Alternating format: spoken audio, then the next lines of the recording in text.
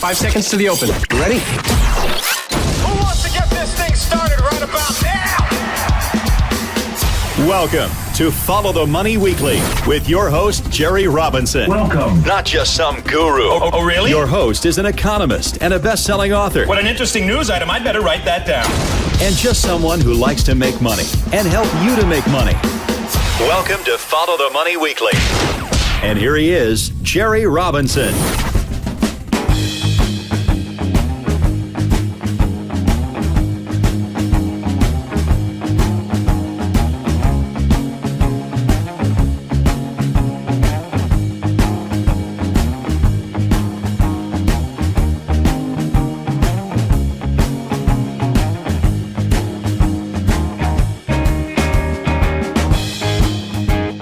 All right, friends, welcome to you all around the world. Welcome to Follow the Money Radio. So grateful to have you along for the ride today. I'm grateful to be here. Well, there's so many great things to be grateful for. I was thinking about that this week. Our health, our ability to make money, our ability to earn an income, our children, our families. I mean, we have so much to be grateful for. Let's not lose sight of that as we see the world kind of spinning out of control. I mean, we really do have lots of issues, lots of problems all around the world. We could always focus on those and start to feel like we don't, have a lot to be grateful for. But that's such a wrong way of thinking. So anyway, just want to stress how much we have to be grateful for as I open up today's broadcast, because we're probably going to need it, because we're going to be talking about a few things here. Number one, the Federal Reserve has just really shot across the bow with another major money printing scheme. If you haven't heard, this week, the Fed has launched its QE4, QE5. I don't even remember now how many QEs there have been. There's been QE3, I know that. But there's been so many other interventions along the way, I've lost count. So the Federal Reserve is, for those of you who are not too familiar, it's America's central bank. And as America's central bank, they have a lot to do with the monetary functions of the United States of America. Every nation has their own central bank, and the Fed happens to be ours here in the United States. Well, after months of hints and allegations, the Federal Reserve has finally shown its hand by announcing a new round of quantitative easing. And the Fed's been real sensitive about this.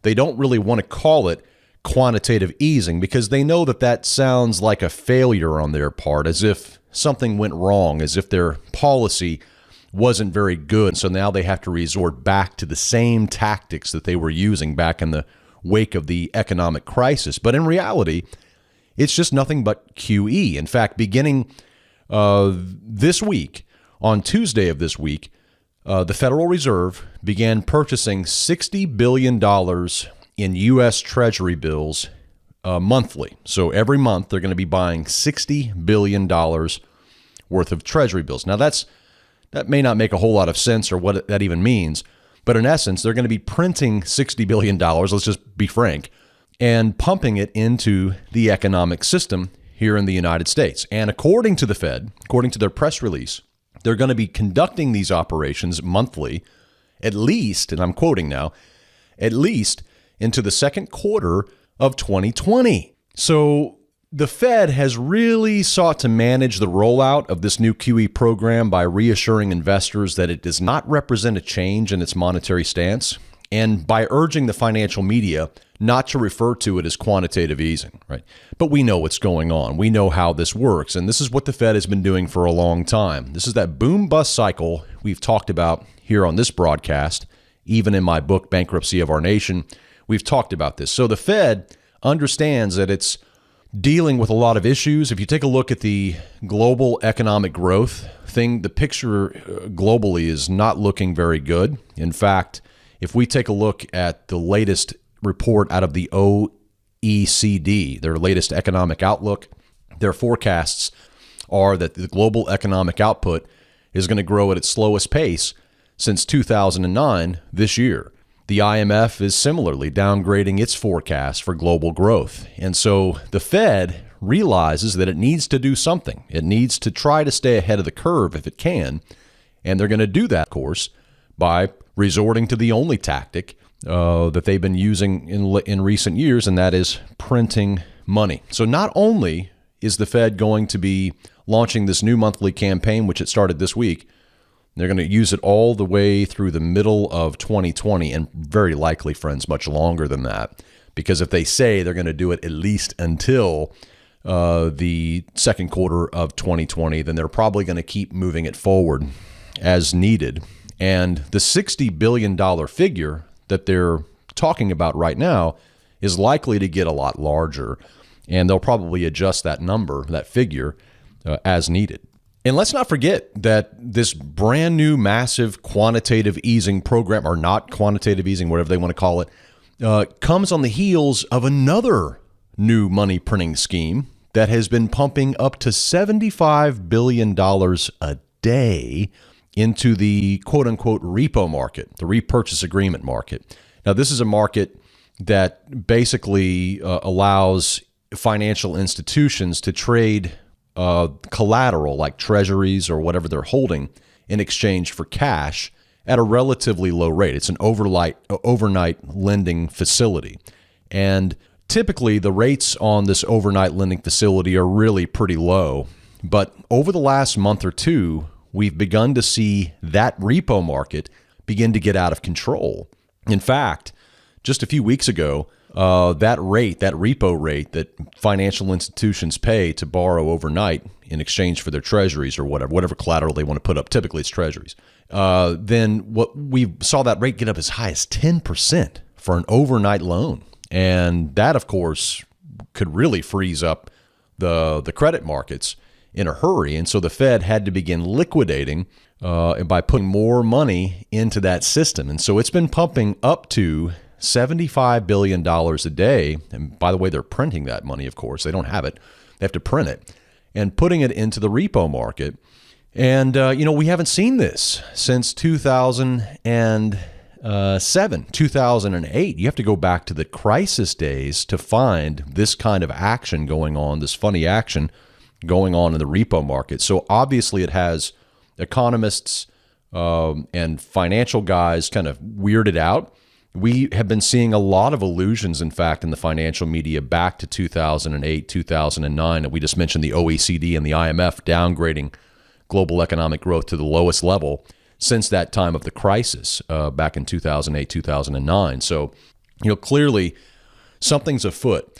And you can tell this because if you take a look at the average investor, the average American family, even not even investors, just the American family, the average one, what surveys have found is that almost 2/3, if not 3/4 of American households are preparing for tougher times ahead economically. And it's hard to quantify what that means. It may mean a higher savings rate. It may mean that they're adding on another job. It may mean that they're just not spending as much. But regardless, people seem to be aware that something's coming up. And as well they should. I mean, the 2008 crash should still be very fresh in our memories. We really do have short memories in this 24/7 news cycle that we live in.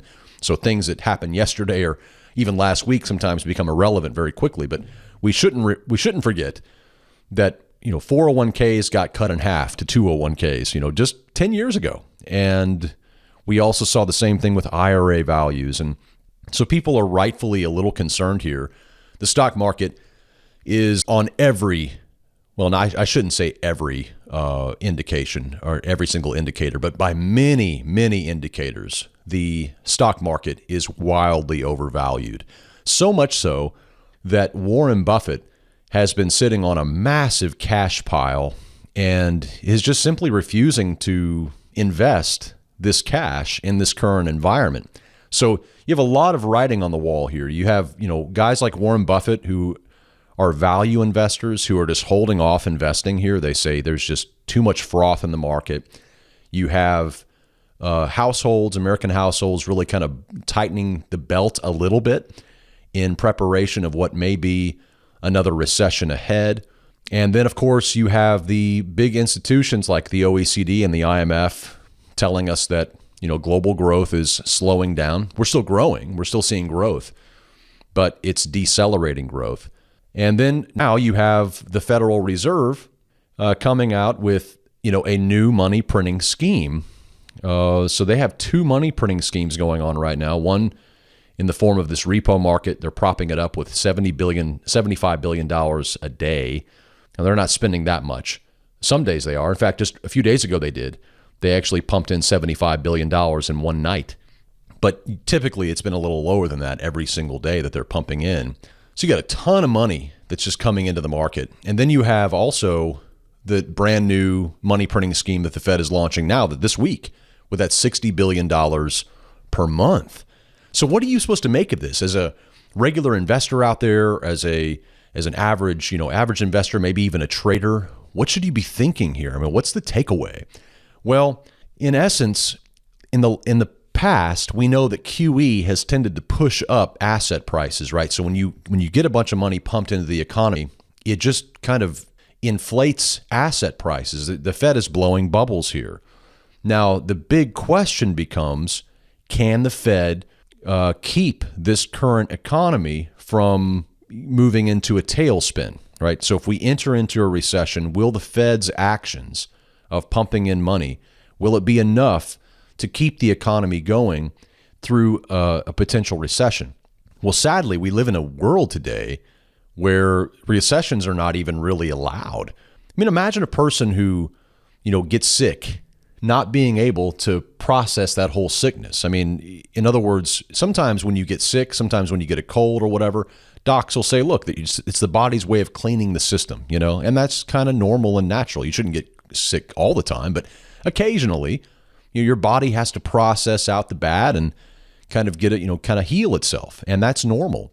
But this economy we live in today, there's been so much artificial action going on that there's no house cleaning. There's no ability for the bad to be kind of flushed out of this economy. And so every time the market begins to pull back, every time we begin to see some worry, the Fed just steps in and intervenes. So they won't let the normal processes, actually unfold. So, there's two ways to look at this. One is that we're going to have a really major stock market crash, which is going to hurt a lot of people if the Fed is not able to stave off this, the inevitable in the near future, right? That's a possibility. We could see that. Now, I'm a big believer that we're going to see a really big economic collapse and a stock market crash. I'm just a big believer. And my reasoning for that is just very simple. It's nothing complex. It's just literally the way our system is engineered. It's a boom bust economy. And the Fed has been engineering this for quite a long time. They've been blowing bubbles. Those bubbles burst. The Fed then blows another bubble. That bubble burst, and on and on. So that's certainly where we are today. Now, the question is when. It's always been the question of when, right? And that's where trend trading comes in to play. So, I'm a trend trader. I've been trend trading now for many years. And so I'm looking at this current environment as an opportunity to, we're probably going to see, maybe, it's hard to say. Nobody knows the future. But it's possible we're going to see stocks continue to go higher here because of the QE, right? And there's a way to trade that. You can certainly profit from the rise in stocks. But here's the thing, is that as a trend trader, when the market begins to crater, when the market begins to pull back or whatever, we can also profit from that as well. So, it's a big question of, do you fight the Fed? There's an old adage, don't fight the Fed. It's a very true statement. You fight against the Fed, you're kind of fighting against the tide.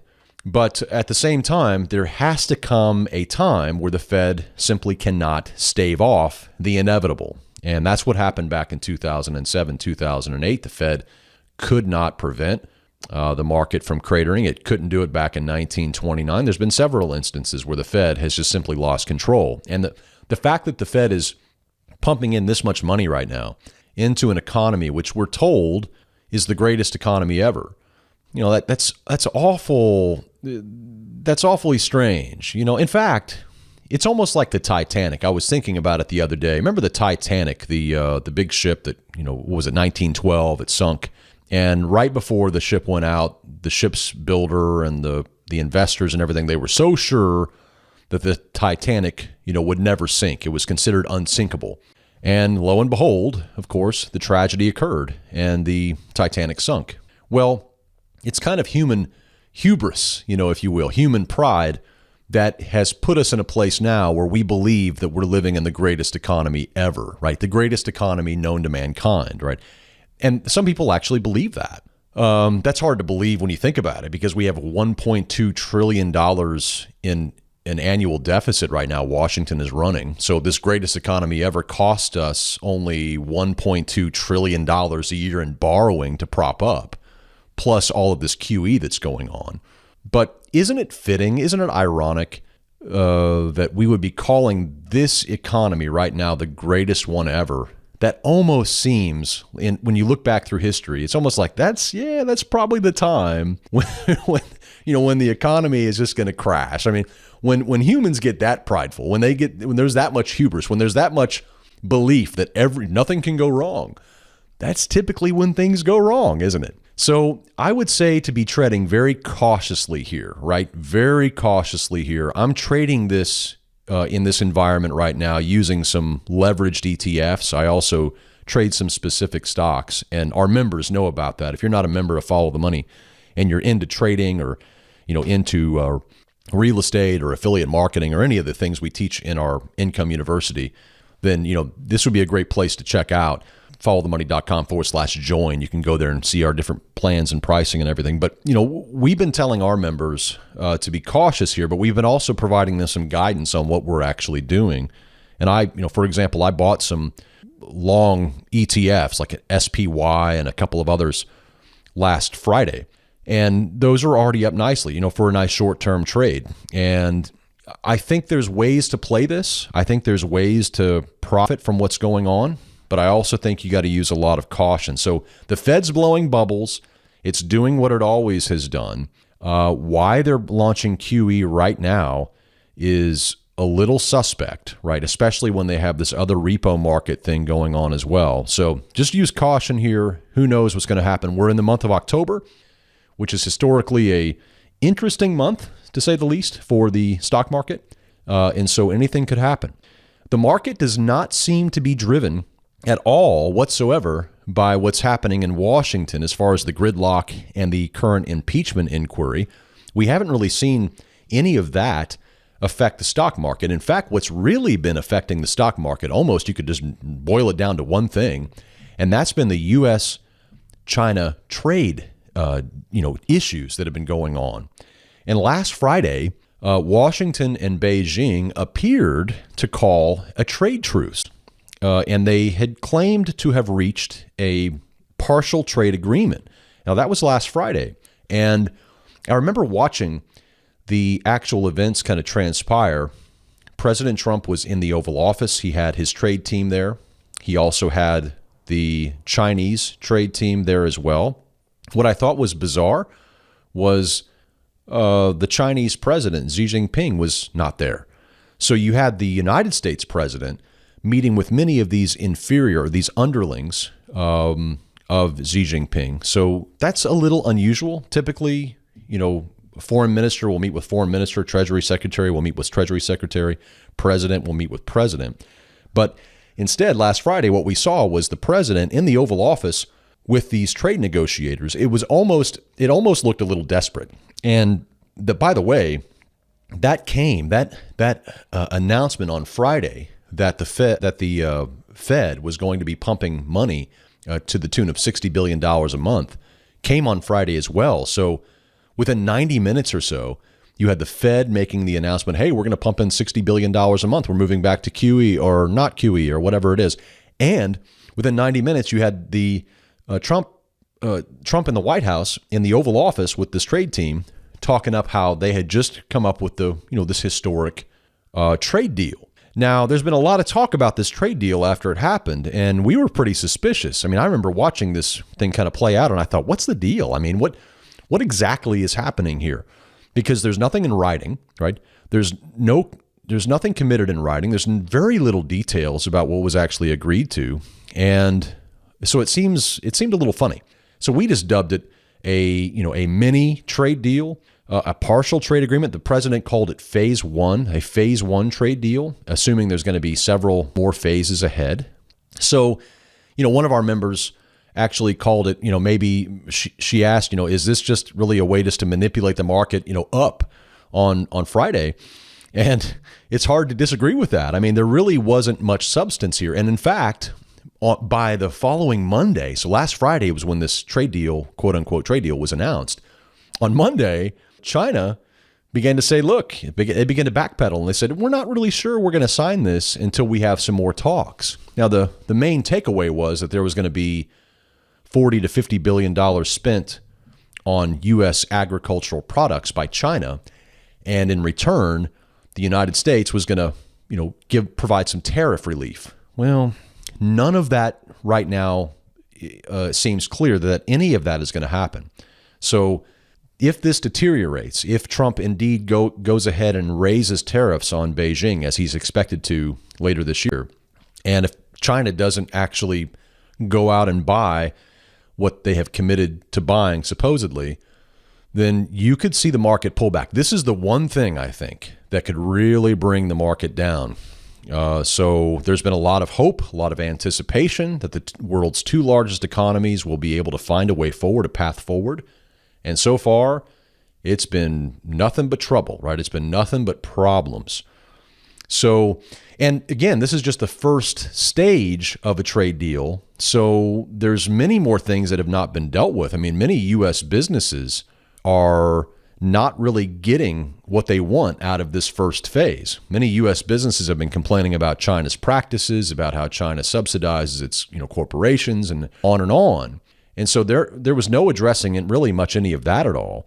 There did seem to be some sort of currency agreement that was made, and other things were made for financial services. We've been seeing a kind of a perk up of financial stocks, if you've noticed that in the financial sector.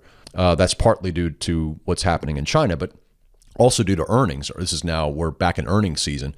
Had a lot of good earnings out of the financial sector.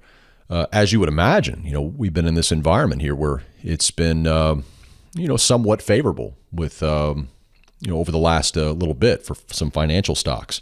So regardless, I would just be very cautious here again, because there is nothing certain with this U.S.-China trade deal, and the truce that was called may be over before they even have a chance to sit down and even put pen to paper. So, and I'll tell you one thing that I've told our own members here at Follow the Money, our premium members. I've told them that I've gotten out of many of my Chinese stocks that I'm holding for the long term. I just went ahead and got to the sidelines on those. And the reason is, and I don't know if you've seen some of these reports, but I've been getting reports too here at our offices about a sincere consideration of the United States, if not delisting Chinese stocks off of the stock market, off of the stock exchanges, at least putting immense pressure upon these companies and making it very, very difficult for them to operate here. And we've been seeing that. I mean, also, even if you look at the NASDAQ, for example, they've really been punitive towards Chinese IPOs, much more so than ever before.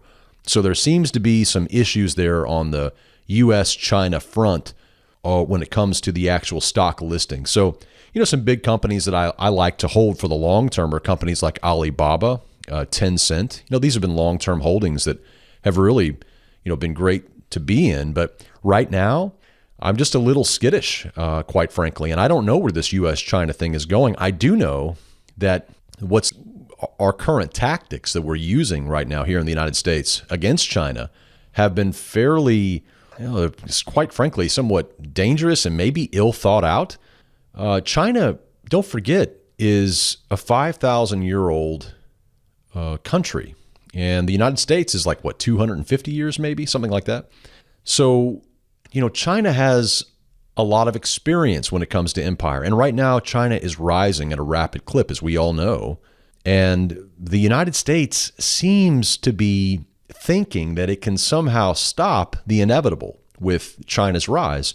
And I think that has caused maybe some of our policies to be a bit short-sighted. If you look in the case of 5G, China's just trashing us. I mean, they're so far ahead versus the United States. And so what has the United States done? Well, they've tried to, stop and block Chinese 5G so that they can catch up. Well, that's kind of a weird way to operate in a free market, right? Then you have artificial intelligence. Again, China is just trouncing the United States in artificial intelligence when it comes to that technology. And so what has the U.S. done? Well, they've tried to stifle Chinese innovation, and obviously by trying to prevent investment into that space and whatnot. And they're still woefully behind the curveball. The same thing goes for renewable energy.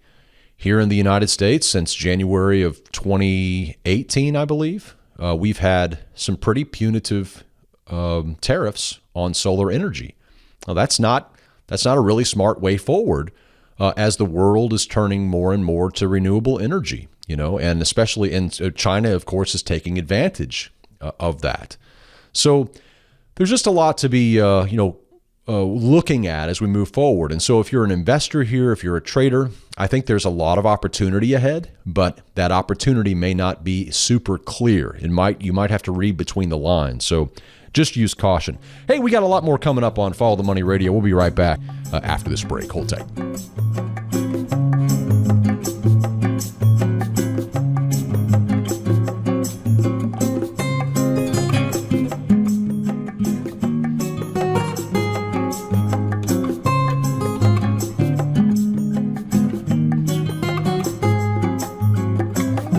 Hey friends, Jerry Robinson here from Follow the Money Radio. If you live in or around the Las Vegas area, I wanted to give you an update that I'm going to be coming to your area to speak at the upcoming Traders Expo at the Bally's in Paris Resort in Las Vegas on November 7th, 8th, and 9th. I'd love for you to come and join me there. I'm going to be talking along with many other speakers. It's a free event. So if you're in the Las Vegas area, you can find out more details by going to followthemoney.com/Las Vegas. And there you'll find out what I'm speaking on. I'm talking about the topic of blockchain, and I'll be talking about Facebook's Libra project, kind of give you a status update on where that is, talk about the future of blockchain technology and why Washington fears it. And we'll also be talking about China's brand new digital currency that's coming. Pretty interesting thing there that many people are not talking about. So we'll be there November 7th, 8th, and 9th in Las Vegas. And again, if you want to be there, join me. I'd love to meet you. If you're in that area, come out, meet me, come and shake my hand. I want to meet you. And you'll also be able to hear many other expert traders talking from the Traders Expo stage. That's again, November 7th, 8th, and 9th in Las Vegas. Get all the details by going to followthemoney.com/Las Vegas. We'll see you there.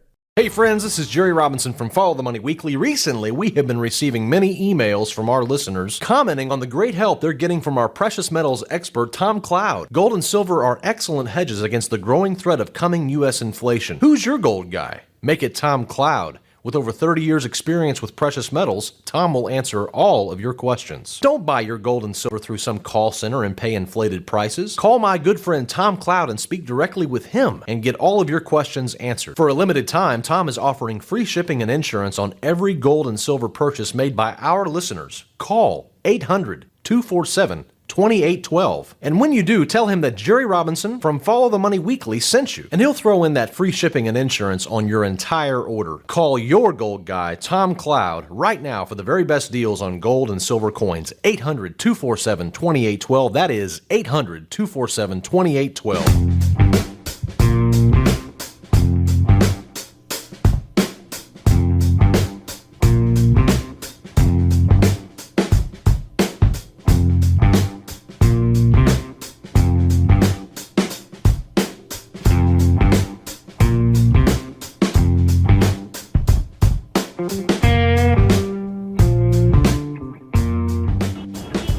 You follow drugs, you get drug addicts and drug dealers. But you start to follow the money, and you don't know where it's going to take you. All right, friends, welcome back to the program. Great to have you back. Follow the Money Radio. You can find us online, followthemoney.com. There you'll find lots and lots of information. We've written a lot of articles over the years on the topic of finances, money, income, trading, and we have a lot for those who go beyond the paywall. We have a enormous. In fact, one member called it like an iceberg. They say, when we came into the site, we saw what was on the front, but then when we got behind the paywall and actually became a member, it was like, wow, we didn't realize there was so much to this site. Well, we have a tremendous amount of resources for our members, and you can learn more about that right on our website, followthemoney.com. So more news here that I wanted to get to in today's broadcast, and that is that you may have heard of this, you may not have heard of this, but Mexico is on the verge, literally within maybe a couple of weeks, of legalizing cannabis. Enormous news here that we've been kind of following for some time. We're expecting this to eventually come. I mean, Mexico has been battling, the cannabis now for some time. It's been a failed drug war that has cost them a tremendous amount in law enforcement and, of course, lost tax revenue because all this illicit black market, is not explicitly taxed. And so Mexico has been debating this for a long time. They're finally in a place to do this. They're making final preparations. And the date that is likely for this to happen is October 23rd. So we're talking, maybe a week, maybe a little more. But October 23rd is the tentative date now on when that we may see legalization of cannabis in Mexico. So if that happens, Mexico will become the third country to legalize marijuana after Uruguay. I know some people say Uruguay, and then also Canada. So that's pretty big deal. Now, some forms of medical marijuana have already been legal in Mexico since the summer of 2017, but it was pretty much THC content, I believe, 1% or below, if I have my facts straight on that. Some of you who live down in Mexico may correct me on that, but I'm pretty sure that's what it was and what it is. But, Mexico's black market for illicit drugs is going to take a pretty big hit here, and the country's cannabis market is expected to reach $12 billion by 2029, according to some estimates. And Mexico really has a leg up, not only above the United States, but also Canada, in the fact that they have lower production costs. They have lower input costs. They have lower labor costs than the United States or Canada. And they also have much more favorable growing conditions for cannabis. And so Mexico is one area to watch if you are invested in the cannabis space.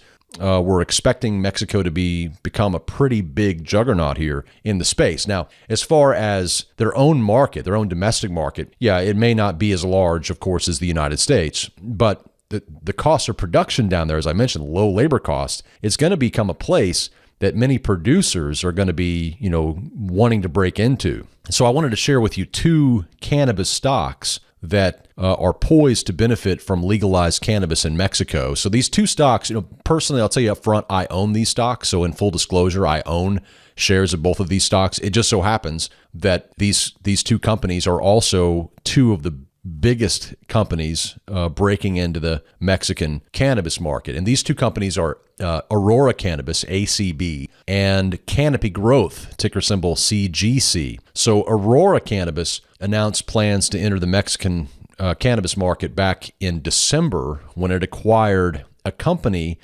in Mexico, which was the first and only federally licensed importer of THC products. So ACB is already pretty much in the Mexican market, and it has a tremendous foothold, I believe, as we move forward. So I'm very bullish on ACB personally. As I told you, I own the stock in full disclosure. I'm not telling you to buy anything. You need to talk to a trusted financial advisor, but I believe ACB is well positioned to benefit from the Mexican market. Now, it may be that this legalization doesn't happen. It's highly unlikely. It looks like we're going to see a signing of the legislation by the end of the month. Nevertheless, just be advised, nothing is guaranteed here. And then also Canopy Growth, as I had mentioned, ticker symbol CGC, they've been aggressively expanding operations into Latin America now for some time, and they have a subsidiary called Canopy LATAM, or for Latin America. And so these two companies are, again, poised, I think, to see some pretty good growth out of all of this. Now, you got to remember the cannabis market is wildly a boom-bust market, right? It's highly speculative. It's not even legal here in the United States at the federal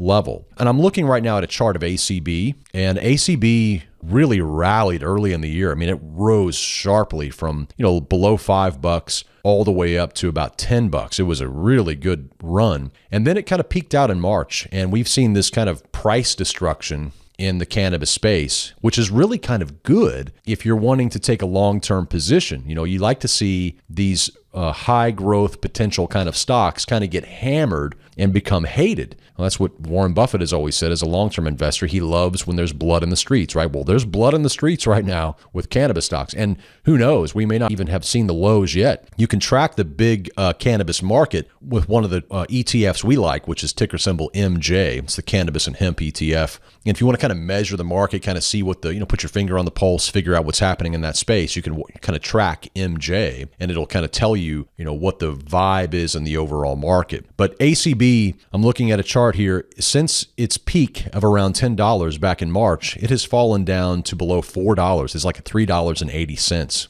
And at some point, it's going to turn around. At some point, and we may see that turnaround come after this Mexico announcement, because it'll get into the national consciousness. We'll start seeing it. We'll start seeing the headlines, and people will start saying, "Hey, wow, Mexico." So that could be a turning point. Also, the 2020 elections. We know that many Democrats are pushing aggressively for. Well, I should say aggressively, not that aggressively. We haven't even really seen it come up too much in the Democratic debates, but we do know that many Democratic candidates are, wanting to see some sort of movement on this. We also have the majority of the country that wants to see some movement on this. You've got 33 U.S. states and Washington, D.C. that have already legalized cannabis. And so, the federal government has got to kind of move along here. They really got to do something. And they're still very much gridlocked. And so we have harsh federal laws that are still in place that make, even the state laws that we have now in the United States somewhat uncertain.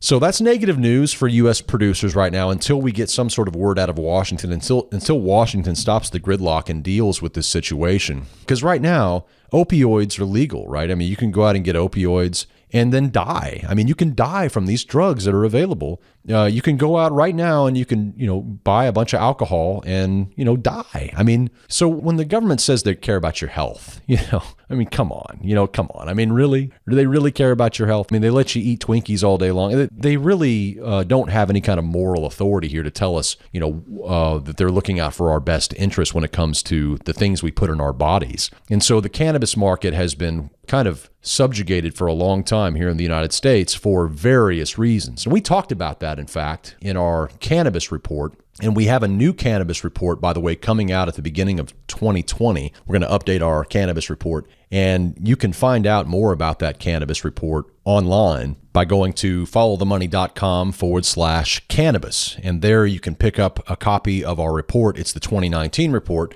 but we're going to do an update in 2020. And anyone who has purchased that report for 2019 will also get a complimentary version of the upcoming 2020 report, which we're working on now, and we'll be putting it out, again, in the first quarter of 2020. So in that particular report, we put our favorite stocks, and they're actually the stocks that I personally own. So it's I'm just sharing with you how I'm investing in the market based upon our own research and whatnot. But again, so not great news for, U.S. producers and U.S.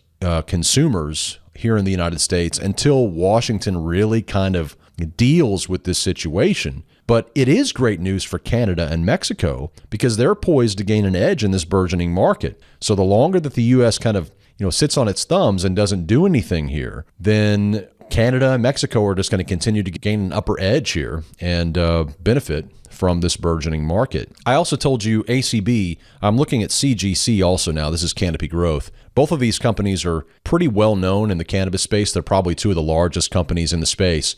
Canopy Growth, a Canadian stock, and it was trading, it had a really nice rally as well at the beginning of the year, running from about 25 all the way up to 50. So it had another, 100% gain or so. But it peaked out in late April at around 52 or so.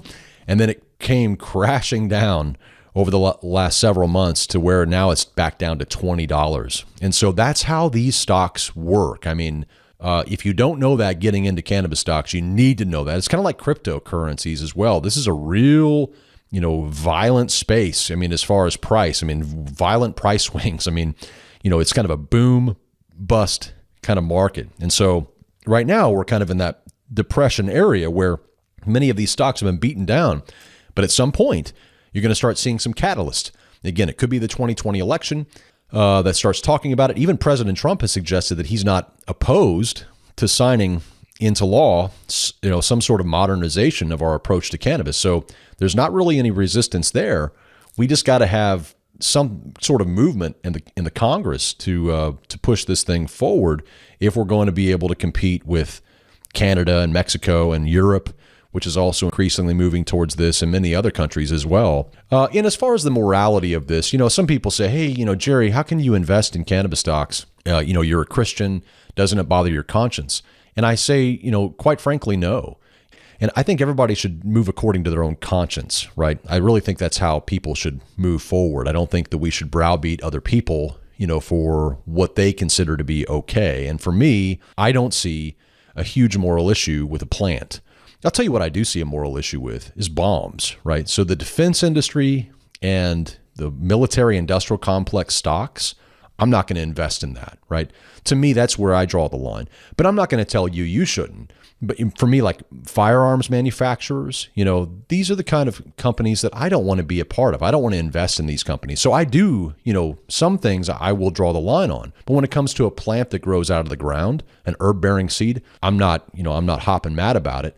But again, also, I also understand a lot of the propaganda that's gone into trashing the cannabis plant over time. And, you may not know this, but the first King James Bible was printed on hemp paper, right? The Declaration of Independence, the Constitution, was printed on hemp paper. There's a lot of politics. If you're against cannabis or hemp, but you don't know a lot about it, you might be really quite dissuaded by the propaganda that's out there around this topic. And so if you educate yourself, maybe you would have a different viewpoint. That's all I can say. But again, I'm not telling you what you should do, not what stocks you should buy or anything like that. But I personally don't have a moral issue with cannabis or hemp. I see it as a plant. Of course, it can be abused, right? Just like anything else can be abused. But I also see a lot of benefit to it, a lot of medical benefits. It's hard to argue with people who have had medical, benefits from that plant. So anyway, that's the news here on the cannabis space. And let me throw in one more thing because we're running out of time here. But I also want to bring up, we just did a teaching on, for all of our trading community, all of our gold members and platinum members, on the topic of how to use a really cool indicator called on balance volume. One of the things we talk about here at Follow the Money is the importance of following the money, right? Of course, following price and volume. So when you look at a chart of a stock or an ETF or whatever, it's very important that you understand what you're looking at. And price and volume, of course, are the two, and time. We could throw time in as well as a third indicator, but those are the really key things to know about. And we talked about a really cool indicator that anybody can really use with any charting package. We offer it with our profit tracker system as well. It's called on balance volume, and it shows you the trend of volume. And so we kind of talked about how to use that, how you can use it to become a better trader. That new teaching now is available to all of our gold and platinum members. And we also, by the way, not only educating on this topic, but we also wanted to give our folks a quick update that we're planning on bringing out some new affiliate marketing trainings and also some new real estate trainings very, very soon. So we're looking at the beginning of 2020. We have some really new exciting teachings for our members. And I want to let you know that if you become a member today, we actually have a pretty good deal. Go to followthemoney.com/join and type in the coupon code HALF, HALF, and it'll give you half off your first month. So you've been thinking about becoming a member here at Follow the Money. We'd love to have you. We'd love to have you as part of our community, get access to all of our educational trainings and everything, as well as our future stuff that we bring out. And so if you're interested in trading or investing, or if you're interested in affiliate marketing, making money online, or real estate, not only do we already have trainings that you can start using right now to learn, but then we also have more coming as we consistently put out new teachings all the time for our members. Well, all right, friends, I think we're just about out of time. We sure are. Let's go ahead and bring this to a close. I always like to leave you with a final word. And this time, I want to tell you a new statistic that was just recently released by Capital One CreditWise. It was a survey they put out. 73% of Americans rank their finances as the number one stress in life. So if your finances are stressing you out, you are far from alone. In fact, that's the majority of people. 73% of Americans have financial stress, and they rank finances as their number one stressor. And this recalled to my mind when I saw the statistic, Proverbs 22:7, which says, "The rich rules over the poor, and the borrower is a slave to the lender." You know, for the most part, most people who have financial stress are either living beyond their means, and oftentimes they have acquired a lot of debt. So if that's you, if you're dealing with a lot of debt right now, you're feeling kind of overwhelmed with it, we have a free resource for you and a way to pay off debt. We've actually done it ourselves. It's a really cool strategy that we've used. It's a very simple strategy. But, you know, if you're stuck in debt, you don't need to be worried about trading. You don't need to be worried about investing. You need to be worried about, digging yourself out of that hole. And you can get that free resource by going to our website, followthemoney.com/debt. And right there, you'll find the information. You'll find an audio there. You'll find some downloads. You don't even have to give out an email. Just go there and get that information. Or if you know somebody who's drowning in debt, send them to followthemoney.com/debt. Give them a strategy. Help them. Show them that there's some light at the end of the tunnel. So take control of your finances, or help somebody else take control of their finances so the stresses of their financial life will not overwhelm them. And that's just something to think about. Remember, friends, when you want the truth about the global economy, just follow the money. Have a safe and prosperous week, and we'll see you right back here next time. Until then, God bless.